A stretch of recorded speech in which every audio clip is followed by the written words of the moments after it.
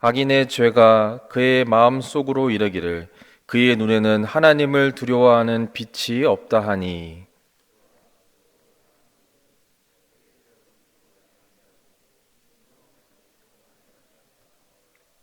그의 입에서 나오는 말은 죄악과 속임이라. 그는 지혜와 선행을 그쳤도다.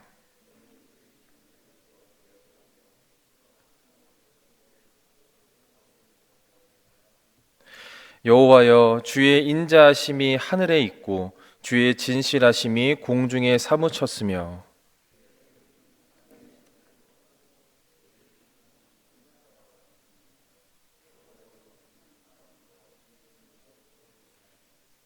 하나님이여, 주의 인자하심이 어찌 그리 보배로우신지요. 사람들이 주의 날개 그늘 아래에 피하나이다.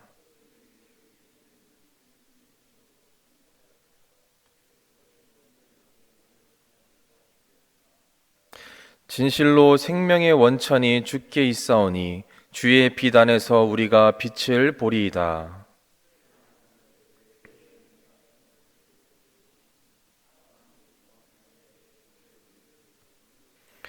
교만한 자의 발이 내게 이르지 못하게 하시며 악인들의 손이 나를 쫓아내지 못하게 하소서. 함께 읽겠습니다. 악을 행하는 자들이 거기서 넘어졌으니 엎드러지고 다시 일어날 수 없으리이다. 아멘. 할렐루야. 오늘도 하루의 첫 시간을 주님 앞에 거룩하게 들으심으로 시작하시는 우리 이 자리에 계신 모든 성도님들께 우리 주님께서 한 분 한 분에게 이미 예비하신 말씀의 은혜가 충만히 임하는 복된 시간 되기를 간절히 소망합니다. 오늘은 시편 36편의 말씀으로 성도님들과 함께 은혜를 나누고자 합니다. 오늘 본문 말씀인 시편 36편의 표제어를 보시면 이렇게 적혀 있습니다. 여호와의 종 다윗의 시, 인도자를 따라 부르는 노래. 표제어를 통해 오늘 이 시의 저자가 다윗이라는 것을 우리가 알 수 있지요. 우리 성도님들도 이미 잘 아시다시피 다윗은 인생의 산전수전, 정말 공중전까지 겪었다 할 정도로 정말 다사다난한 삶을 살았던 그러한 사람입니다. 그의 생애에 영광스러운 순간도 있었지만 또 많은 고난이 있었습니다.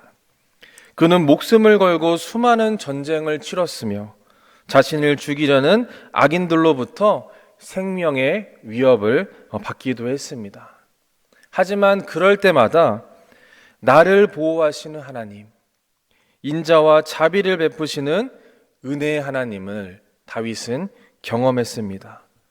또 나를 대신해 악한 자를 벌하시는 의로우신 정의의 하나님, 심판의 하나님을 다윗은 경험했습니다. 바라기는 오늘 이 시간 다윗이 만난 그 하나님을 경험하는 그러한 시간이 될 수 있기를 간절히 소망합니다. 오늘 시편 36편은 크게 세 부분으로 나뉘어져 있습니다. 1절부터 4절까지는 악인의 특성에 대해서 말하고 있습니다. 또 5절부터 9절까지는 여호와 하나님은 어떠한 분이신가, 여호와 하나님의 성품에 대해서 말하고 있고요. 마지막으로 10절부터 12절까지는 의인에 대한 기도와 악인에 대한 보응을 하는 다윗의 간구로서 나누어져 있습니다. 먼저 다윗은 악인에 대해서 이야기하면서 오늘 본문을 시작하고 있습니다. 오늘 본문 1절 말씀을 제가 한 번 더 읽어드리겠습니다. 악인의 죄가 그의 마음 속으로 이르기를 그의 눈에는 하나님을 두려워하는 빛이 없다 하니. 오늘 다윗은 악인의 첫째 되는 특징은 하나님을 두려워하지 않는다, 이렇게 이야기합니다. 이는 악인의 본질이 무엇인지를 우리에게 말씀해 주고 있는 것입니다. 악인이 하나님을 두려워하지 않는 이유는 무엇일까요? 그것은 하나님의 존재 자체를 악인은 부정하기 때문입니다. 눈에 보이지 않기 때문에 하나님은 없다라고 악인은 생각하고 그렇게 말하는 것이지요. 시편 4절의 말씀엔 이렇게 나와 있습니다. 악인은 그의 교만한 얼굴로 말하기를 여호와께서 이를 감찰하지 아니하신다 하며 그의 모든 사상에 하나님이 없다 하나이다. 그들은 하나님은 없다, 하나님이 있다면 하나님이 있다는 그 증거를 보여봐라 라며 교만한 목소리로 조롱합니다. 그 마음 가운데는 하나님을 두려움함이 없습니다. 그렇기에 악인의 삶은 항상 악한 길로 악한 열매를 맺게 되는 것이지요. 그것은 어떠한 모습으로 드러납니까? 오늘 본문 2절부터 4절까지의 그 모습이 잘 드러나 있습니다. 2절부터 4절을 한 번 더 제가 봉독해 드리겠습니다. 그가 스스로 자랑하기를 자기의 죄악은 드러나지 아니하고 미워함을 받지도 아니하리라 하미로다. 그의 입에서 나오는 말은 죄악과 속임이라. 그는 지혜와 선행을 그쳤도다. 그는 그의 침상에서 죄악을 꾀하며 스스로 악한 길에 서고 악을 거절하지 아니하는도다. 악인은 나의 삶을 감찰하고 판단하실 하나님을 두려움함이 없기 때문에 언제나 입술로 죄를 짓고 항상 거짓되고 속이는 삶을 살아가면서 심지어 잠자리에서조차 악을 꾀하고 스스로 악한 길에 서기를 주저하지 않는다라고 성경은 그렇게 이야기하는 것입니다. 사도 바울은 로마서에서 죄와 사망의 법을 따르는 사람이 있고 생명의 성령의 법을 따르는 사람이 있다라고 말하고 있습니다. 악인들은 그 마음 가운데 하나님이 없기 때문에 항상 육신의 생각, 육신의 일만 쫓아 살아갑니다. 자신의 정욕과 욕심을 따라 살아가는 것이지요. 마치 브레이크가 고장난 자동차가 한없이 내리막길로 달려가는 것과 같이 나도 모르는 사이에 사망을 향하여서 그들은 달려가고 있다라는 것입니다. 그러나 생명의 성령의 법을 따르는 자의 삶에는 그 앞에 생명과 평안이 있다라고 사도 바울은 이야기합니다. 그가 혹여 잘못된 길로 나아가게 될지라도 내주하시는 성령 하나님이 교훈하시고 책망하셔서 그를 옳은 길로 다시 생명의 길로 인도하시기 때문입니다. 그러한 은혜가 오늘 이 시간 저와 여러분들에게 있기를 간절히 소망합니다. 하나님께서 오늘 이 시편 말씀을 우리에게 주시는 이유는 무엇일까요? 말씀 가운데서, 오늘 주신 이 말씀 가운데서, 악인의 모습 가운데서 우리의 삶을 돌아보아야 한다라는 것입니다. 성령의 빛으로 나의 마음을 조명해 보아야 한다라는 것이지요. 열매를 보면 어떤 나무인지를 우리는 알 수 있습니다. 그와 같이 사람은 그의 삶의 모습을 볼 때, 그 맺혀지는 열매를 볼 때 그가 어떤 사람인지를 우리가 알 수 있습니다. 지금 나의 삶 가운데서 하나님 보시기에 죄악된 모습은 없는지, 하나님 앞에 부끄러운 모습은 없는지 돌아보는 은혜가 있기를 간절히 바랍니다. 다윗은 하나님을 무시하는 악인의 교만함과 폐역함에 대하여서 고발하고 나서는 이제 5절부터 9절까지 악인들의 사악함과는 대조되는 하나님의 인자하시고 의로우신 성품을 지금 노래하고 있습니다. 다 함께 오늘 본문 5절, 6절 말씀을 함께 읽어보도록 하겠습니다. 5절입니다. 시작. 여호와여, 주의 인자하심이 하늘에 있고 주의 진실하심이 공중에 사무쳤으며 주의 의는 하나님의 산들과 같고 주의 심판은 큰 바다와 같으니이다. 여호와여, 주는 사람과 짐승을 구하여 주시나이다. 아멘. 다윗은 지금 하나님의 인자하심과 진실하심을 찬양하고 있습니다. 다윗이 이렇게 하나님의 성품을 노래하고 찬양하는 것은 하나님은 없다, 하나님은 없다고, 하나님은 존재하지 않는다고 하며 두려워하지 않는 악인들에게 하나님께서는 분명히 살아 역사하시는 분임을 증거하기 위함입니다. 또 하나님의 인자하심으로 인하여 악인들은 하나님의 의로운 심판에 의하여 멸망할지라도 하나님을 의뢰하는 성도들은 심판 가운데서 구원을 받을 것임을 이야기하는 것입니다. 다윗은 이에 대한 일례로 노아의 홍수 때 노아의 가족과 짐승들을 방주로 보내어서 구원하신 사실을 그렇게 상기시키는 표현을 오늘 본문에서 언급하고 있는 것을 우리가 발견할 수 있죠. 6절 말씀을 한번 보시면 주의 심판은 큰 바다와 같으니이다. 여호와여 주는 사람과 짐승을 구하여 주시나이다. 이렇게 기록하고 있습니다. 여기서 큰 바다는 노아 당시의 그 대홍수의 심판을 우리가 떠올릴 수 있고, 그리고 사람과 짐승은 노아의 가족들과 암수로 짝이 되었던 그 짐승들, 구해졌던 방주로 들어간 짐승들을 우리가 떠올리게 한다라는 것이죠. 하나님께서는 노아 당시의 사람들의 행위를 보시고 그들을 창조하심을 한탄하시고 근심하셨다라고 성경은 그렇게 증언하고 있습니다. 얼마나 그들의 행위가 악했으면 하나님이 친히 창조하신 그 피조물을, 그 창조하신 인간을 한탄하셨을까 하는 생각을 우리가 해보게 됩니다. 창세기 6장에는 여호와께서 사람의 죄악이 세상에 가득함과 그의 마음으로 생각하던 모든 계획이 항상 악할 뿐임을 보셨다라고 말씀합니다. 오늘 본문에서 묘사하는 악인의 모습과 결코 다르지 않다라는 것이죠. 거짓과 속임을 일삼고 서슴없이 악을 행하며 침상에서마저 죄악을 꾀하는 오늘 본문의 악인의 모습과 당시 사람들의 모습이 같다는 것을 우리는 발견할 수 있습니다. 오늘 우리가 살아가는 시대는 어떻습니까? 부패하고 포악함이 가득했던 노아의 때와 다윗이 말하는 악인들의 모습과 악인들이 날로 득세하는 오늘의 시대상을 볼 때 결코 다르지 않다는 것을 우리는 깨달을 수 있습니다. 때로는 악인의 잘됨이 우리를 실족하게 하기도 합니다.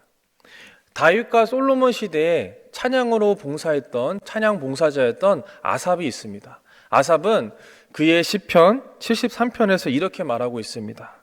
시편 73편 1절에서 3절 말씀을 제가 읽어드리겠습니다. 하나님이 참으로 이스라엘 중 마음이 정결한 자에게 선을 행하시나 나는 거의 넘어질 뻔하였고 나의 걸음이 미끄러질 뻔하였으니 이는 내가 악인의 형통함을 보고 오만한 자를 질투하였음이로다. 그렇게 아삽은 고백합니다. 악이 관영한 이 시대 속에서 악할수록 더 잘되고 성공하는 듯한 모습들이 많은 고난과 어려움 가운데서도 하나님을 향한 신실한 믿음을 지키고 선을 행하며 살아가는 우리 성도들의 마음 가운데 시험으로 찾아오기도 한다라는 것이죠. 하지만 하나님께서는 오늘 시편을 통하여서 우리의 마음 가운데 위로를 주십니다. 먼저 하나님의 의로우심이 우리의 위로가 되는 줄로 믿습니다. 다윗은 하나님의 의로우심이 산들과 같다라고 오늘 이야기합니다. 산은 견고함, 요동치 않음, 한결같음을 상징하지요. 이처럼 하나님의 의가 산과 같다는 말은 하나님의 공의로우심이 영원하다라는 말입니다. 이는 하나님의 말씀을 따라 살아가는 자에게 위로와 소망을 주는 말씀인 동시에 악인들에게는 심판의 경고를 주는 말씀입니다. 노아 홍수 사건이 보여주듯이 하나님은 의인과 악인을 구별하여 반드시 심판하십니다. 대홍수가 임하기 전까지 사람들은 하나님은 없다 하면서 회개하지 않고 먹고 마시며 악을 행하기에 여념이 없었습니다. 그들은 하나님의 심판이 어디 있냐 하며 하나님의 말씀을 따라 산에 방주를 짓는 노아를 조롱하였습니다. 하지만 하나님이 정하신 때에 그들은 모두 공의로우신 하나님의 심판을 면할 수 없었습니다.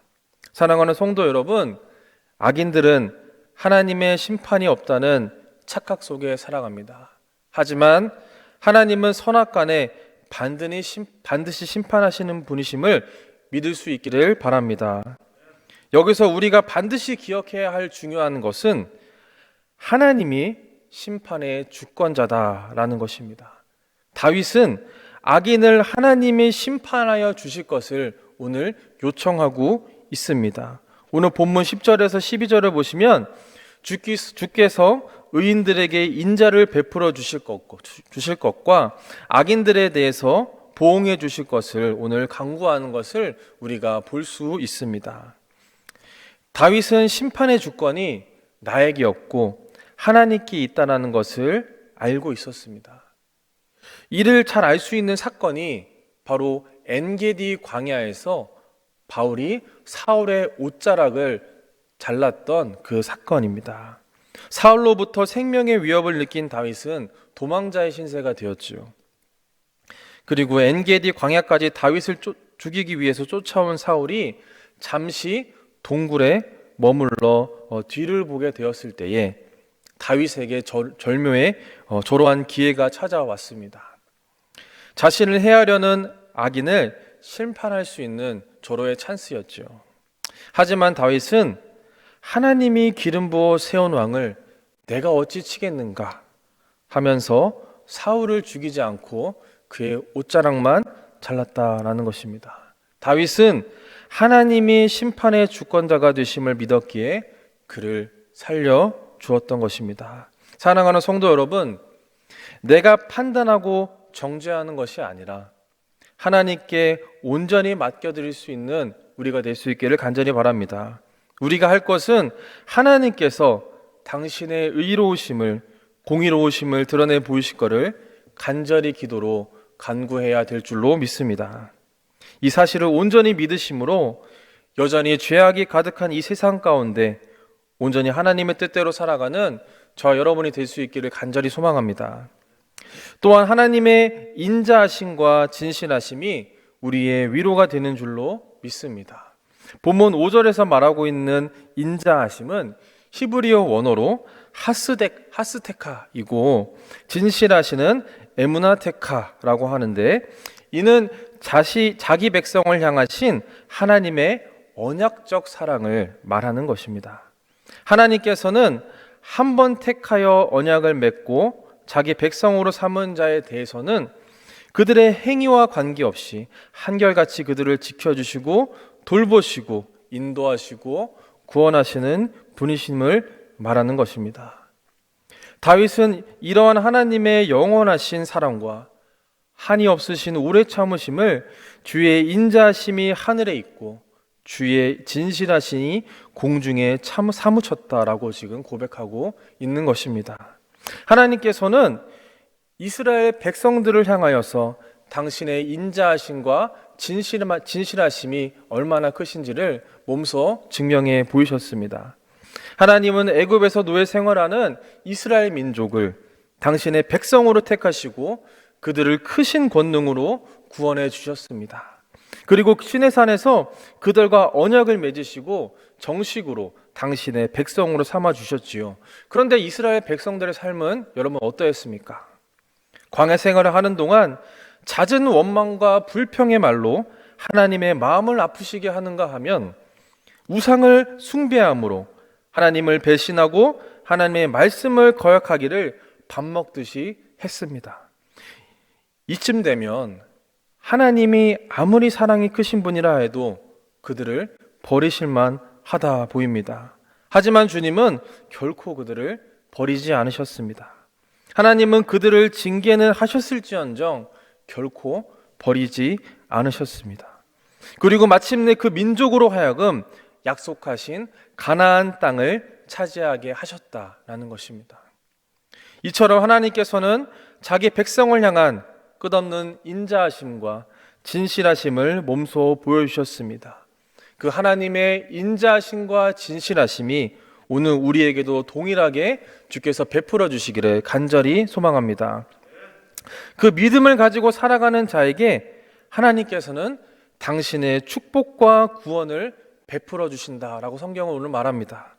다 함께 오늘 본문 7절에서 9절까지의 말씀을 다 같이 한 목소리를 읽어보겠습니다. 7절입니다. 시작. 하나님이여 주의 인자하심이 어찌 그리 보배로우신지요. 사람들이 주의 날개 그늘 아래에 피하나이다. 그들이 주의 집에 있는 살찐 것으로 풍족할 것이라. 주께서 주의 복락의 강물을 마시게 하시리이다. 진실로 생명의 원천이 주께 있사오니 주의 비단에서 우리가 빛을 보리이다. 아멘. 오늘 본문은 주의 날개 그늘 아래 피하는 자, 곧 하나님을 의지하는 자에게 주시는 복에 대해서 말씀하고 있습니다. 마치 어미닭이 그 새끼를 날개 아래 품어 보호하듯이 하나님의 당신의 백성들을 완전하게 보호하시고 돌보시는 분이십니다. 또 하나님을 신뢰하고 그분께 소망을 두는 자의 삶을 넘치도록 채워주시는 분이십니다. 8절을 보시면 주의 집에 있는 살찐 것으로 풍족할 것이라. 주의 복락의 강물을 마시게 하리라 말씀하십니다. 주의 복락의 강물은 주께서 성도들에게 베풀어 주시는 영적인 공급을 의미하는 것입니다. 또 주의 집에 살찐 것으로 풍족하게 하신다라고 말씀하는데, 이는 영적인 복뿐만 아니라 하나님이 베푸시는 은혜로 인해 현세에서도 누릴 수 있는 물질적인 축복을 의미하는 것입니다. 이 자리에 계신 모든 성도님들께 주께서 하늘이 주시는 신령한 복을 넘치도록 부어주시기를 간절히 소망합니다. 또한 새해에는 성도님들의 가정과 사업장에 하나님께서 재정의 복을 주시고 형통의 복을 주시기를 간절히 소망합니다. 이제 오늘 말씀을 마무리하려고 합니다. 사랑하는 성도 여러분, 우리는 여전히 악이 관영한 세상 속에서 살아갑니다. 세상 가운데 신앙인으로 믿음을 따라 살아가다 보면 많은 시련과 어려움을 인해 우리의 믿음이 흔들리기도 합니다. 하지만 오늘 말씀 속 다윗과 같이 하나님의 인자하심과 진실하심을 믿고 의지하는 저와 여러분이 될 수 있기를 간절히 소망합니다. 우리가 그 믿음 위에 살아갈 때에 주께서 우리의 삶을 당신의 품 안에서 지키시고 돌보시고 인도해 주실 줄로 믿습니다. 여전히 하나님은 없다고 말하는 세상 가운데서 하나님은 지금도 살아서 역사하심을 믿음으로 증거하며 살아가는 여러분 모두의 삶이 될 수 있기를 예수 그리스도의 이름으로 축복합니다. 함께 기도하시겠습니다. 생명의 중간자 되신 하나님 아버지, 허락하신 오늘 하루 가장 먼저 주님께 드리는 예배로 거룩하게 시작하게 하시니 고맙고 감사를 드립니다. 오늘 말씀 속 다윗과 같은 믿음을 이 시간 우리에게 허락하여 주시옵소서. 악을 악으로 갚지 않고 선으로 악을 이기는 우리 모두가 되게 하여 주시옵소서. 어떠한 상황 가운데서도 나를 지키시고 인도하시는 주님의 인자하심과 진실하심을 온전히 믿는 우리 모두가 될 수 있도록 주님 함께하여 주시옵소서. 하나님을 아는 만큼 우리의 기도와 신앙도 날로 깊어지고 넓어질 텐데, 날마다 주님을 알아가는 기쁨이 우리 삶에 충만하도록 주님 우리에게 은혜 위에 은혜를 더하여 주시옵소서. 오늘 하루의 삶도 주님께 온전히 올려드리오며 예수 그리스도의 이름으로 간절히 기도드리옵나이다. 아멘.